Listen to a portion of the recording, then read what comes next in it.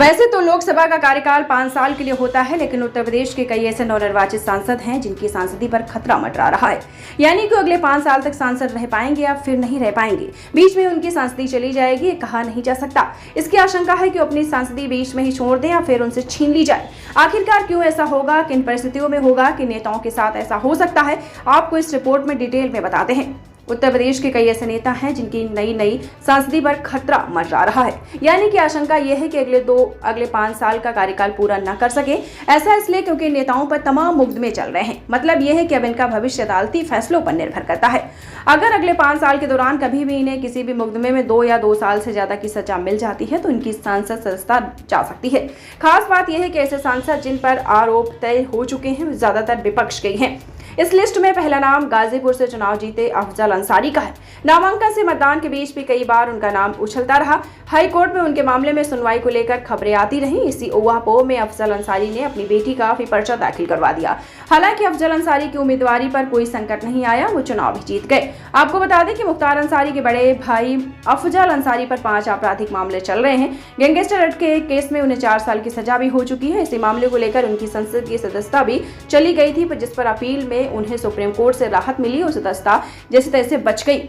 हालांकि high court में उनका मामला लंबित है। अगर हाई कोर्ट से सजा पर फैसला बरकरार रह जाता है तो अफजल की सदस्यता फिर से जा सकती है। इस केस के अलावा अफजल के खिलाफ 2 और मामलों में आरोप तय हो चुके हैं। इसके अलावा चुनाव में अक्षय मार्जिन से नगीना सीट से जीत हासिल करने वाले आजाद समाज पार्टी के प्रमुख नेता चंद्रशेखर के खिलाफ भी कई मुकदमे चल रहे हैं। इसमें से 4 में आरोप तय हो चुके हैं और इससे भी किसी भी मामले में 2 साल से ज्यादा की सजा हुई तो चंद्रशेखर की सांसदी भी खतरे में पड़ सकती है। वहीं जौनपुर से समाजवादी पार्टी के टिकट पर जीत दर्ज करने वाले बाबू सिंह कुशवाहा भी मुकदमों का सामना कर रहे हैं। कुशवाहा पर आय से अधिक संपत्ति के मामले समेत कई मुकदमे चल रहे हैं। उनके ऊपर चल रहे 8 मामलों में आरोप तय हो चुके हैं। बाबू सिंह कुशवाहा के खिलाफ ईडी और सीबीआई में भी केस दर्ज कर रखा है। इस लिस्ट में सुल्तानपुर से मेनका गांधी को हराकर लोकसभा चुनाव पहुंचे भुआल निषाद का नाम भी शामिल है, जिन पर 8 मुकदमे दर्ज हैं। इनमें से 2 मामलों में आरोप तय हो चुके हैं। सजा हुई तो उनकी सांसदी भी खतरे में पड़ सकती है। सहारनपुर से कांग्रेस सांसद बने इमरान मसूद पर भी 8 मामले दर्ज हैं। उन पर मनी लॉन्ड्रिंग का केस भी चल रहा है। 2 मामलों में आरोप तय हो चुके हैं। चंदौसी से सपा के टिकट पर जीते वीरेंद्र सिंह के खिलाफ 3 मामले दर्ज हैं। 1 मामले में आरोप तय हो चुका है। आजमगढ़ से जीत पाए समाजवादी पार्टी के धर्मेंद्र यादव के खिलाफ 4 मामले दर्ज हैं, जिसमें से 1 मामले में आरोप तय हो चुका है। इसी तरीके से फतेहपुर सीकरी से भाजपा के टिकट पर जीते राजकुमार शहर पर भी 22 केस चल रहे हैं। जबकि मोहनलालगंज से सपा के टिकट पर जीते आर.के. चौधरी के खिलाफ 1 मामले में आरोप तय हो चुका है। वहीं बस्ती से जीते रामप्रसाद चौधरी के खिलाफ 2 मामलों में आरोप तय हो चुके हैं। हालांकि अदालत से सजा पाने के चलते पहले भी कई सांसदों पर विधायकों की सदस्यता जा चुकी है। इससे पहले जिन लोगों की सदस्यता गई उसमें यूपी में मुख्तार अंसारी, आजम खान, अब्दुल्ला आजम, खब्बू तिवारी, विक्रम सैनी, अशोक सिंह, चंदेल, कुलदीप सिंह और रामदुलार गोंड का नाम भी शामिल है। हाल ही में कानपुर से सपा विधायक इरफान सोलंकी को भी एक मामले में 7 साल की सजा मिली है। इसके बाद उनकी भी विधायकी जाना लगभग तय हो चुका है। बहुत सारे ऐसे सांसद हैं जिनकी सांसद खतरे में है। अभी नई सदस्यता मिली है। ऐसे में ये कहीं ना जाए, कब जाए पता नहीं। अगर उनके ऊपर जो मामले दर्ज हैं उसमें 2 साल या 2 साल से ज्यादा की सजा मिलती है तो फिर इनकी संसद सदस्यता खतरे में आ सकती है।